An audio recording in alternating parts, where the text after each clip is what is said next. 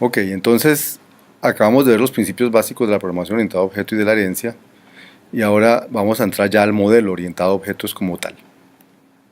¿Qué vamos a hacer? Vamos a ver las clases como abstracciones de datos completas y luego las clases como abstracciones de datos incrementales.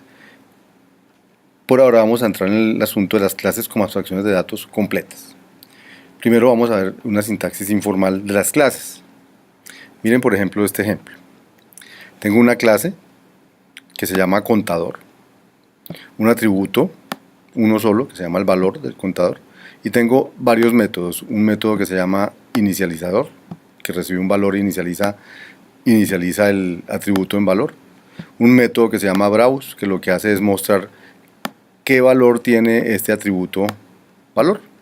Y un método que se llama incrementar el valor, que lo que hace es incrementar el valor del atributo en algún valor que le entra a uno. ¿Cierto?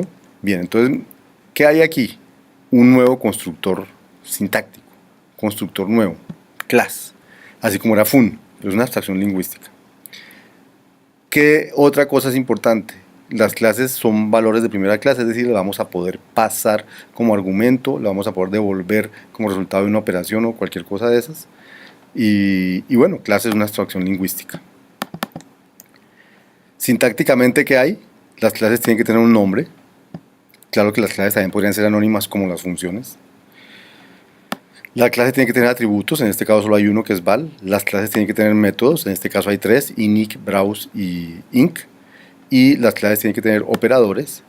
Las clases no tienen que tener operadores, pero tienen que tener manera de acceder a los atributos de la clase, y para eso son estos operadores arroba para ver el valor de un atributo, o dos puntos igual para poder cambiar el valor del atributo de una clase. Por eso hay estado. Pregunta: ¿es la diferencia con otros lenguajes solamente sintáctica? Y pues la respuesta podría ser, pareciera que sí, pero no.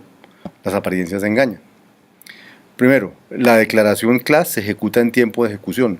No se crea un valor de tipo clase antes de la compilación, sino se crean los valores de tipo clase en ejecución y luego queda ligado a la variable que tiene el nombre de la clase.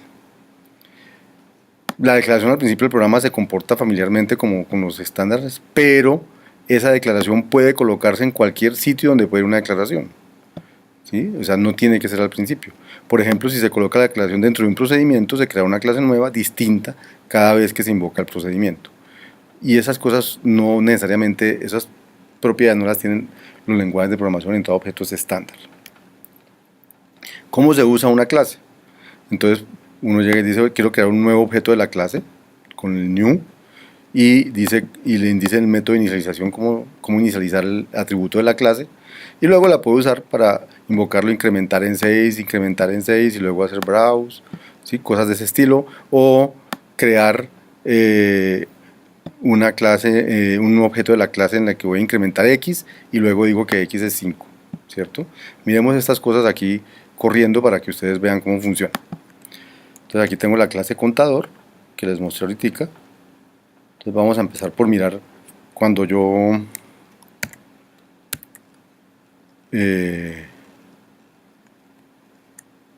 entonces miren, aquí dice browse contador y miren lo que salió, que contador es algo, es una clase, pero es una variable que tiene algo por dentro, que es todo lo que le declaramos a la clase.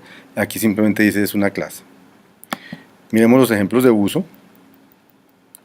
¿Sí? Entonces aquí por ejemplo tenemos crear una inicializarla con 0, luego incrementar 6 y browse, como lo que pusimos en las transparencias. Y entonces pues él creó una clase con 0, hizo el link de 6, y luego cuando le hago el browse me sale 12, ¿cierto? Si volviera a hacer incrementar en 6 y en 6, que ya lo hice, y vuelvo a hacer browse, pues me va a salir en 24. Y eso es la manera de usar las clases, ¿cierto? Miren este otro uso que había aquí, que creo una clase, invoco incrementar x, pero x no está ligado, luego x igual a 5, y luego miro el browse para ver qué pasó, y resulta que no pasa nada. Y no pasa nada porque aquí se quedó esto trabado, porque los mensajes a las clases no son asincrónicos. No es que lo lanzo y después pasan otras cosas, no, se quedó esperando.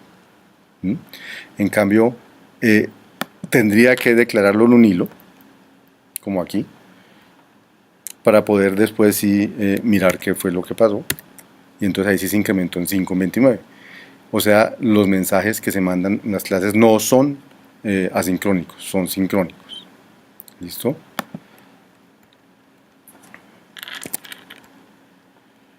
Semántica. ¿Cuál es la semántica informal de una clase?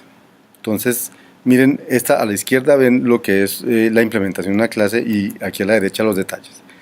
Entonces, realmente una clase es esto, es un registro. Es un registro, mire, contador es un registro con etiqueta la que uno quiera y con dos campos, uno que se llama atributos y otro que se llama métodos. ¿Qué tiene el campo atributos? El campo atributos tiene una lista de los nombres, que son átomos, de los atributos de la clase, de los objetos de la clase. Y los métodos es otra vez un registro con etiqueta M en este caso y con tres campos, uno que se llama init, uno browse y uno inc, que tiene asociados un procedimiento init, un procedimiento browse y un procedimiento inc, ¿cierto? Esos procedimientos son los procedimientos que yo definí cuando definí la clase. En síntesis, la clase es un registro que tiene los nombres de atributos y los métodos. Los nombres de atributos son literales, átomos. Los métodos son procedimientos que siempre tienen dos argumentos. El primer argumento es el mensaje y el segundo argumento es el estado. Y tercero, la asignación, que tiene un... lo podemos ver aquí, lo tercero que podemos ver aquí es los procedimientos de asignación y de consulta del valor de una clase, que sirven para consultar el valor de un atributo o que sirven para cambiar el valor de un atributo. Esto es una clase, fíjense, un procedimiento init que tiene un mensaje y un estado. ¿Y qué hace el procedimiento init? Entonces mira si lo que invocaron fue el procedimiento init y en ese caso entonces dice, pues el valor val le pongo el valor valor. Si lo que invocaron fue browse, entonces lo que hace el procedimiento es hacer el browse. Si lo que invocaron fue el procedimiento incrementar el valor, entonces lo que hace es incrementar el valor del atributo. Fíjense que todos los procedimientos son realmente de dos argumentos, el mensaje y el estado. Así es como queda finalmente implementada una clase. ¿Qué es el new?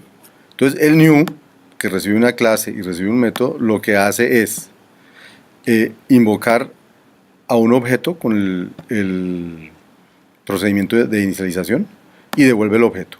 ¿Pero qué es el objeto? Es un procedimiento. Un procedimiento que recibe mensajes. ¿Qué hace el procedimiento cuando recibe un mensaje? Coge la clase de la que él es miembro, coge los métodos que están declarados en esa clase, busca el método que esté etiquetado con ese mensaje, nombre del mensaje, etiqueta el mensaje, y lo invoca con el mensaje completo y con el estado. ¿Y qué es el estado? El estado, lo primero que se creó, es una lista que tiene los valores asociados a los atributos de la clase. ¿Qué es una lista de qué? De atributos, o sea, una lista de estados. ¿Qué tiene esa lista? Tiene por cada atributo de la clase, tiene un elemento que tiene el nombre y tiene una celda. ¿Y qué es la celda? Pues el contenido del atributo de la clase. Entonces, así es que se crea un objeto. Un objeto que es entonces, es un procedimiento que recibe mensajes y devuelve y los procesa. ¿Y cómo los procesa? Pues según el mensaje que le hayan mandado, mira su etiqueta, invoca el procedimiento asociado con el mensaje y con el estado. ¿Y el estado de quién es? El estado es de este objeto, porque está encapsulado en este objeto, se acaba de crear. ¿Sí? Eso es lo que dice aquí en síntesis. La función new crea el estado del objeto, define obj, que es el objeto, lo inicializa y luego lo devuelve. Y el estado es un registro que está oculto dentro de obj, o sea que cada objeto realmente va a tener su propia identidad.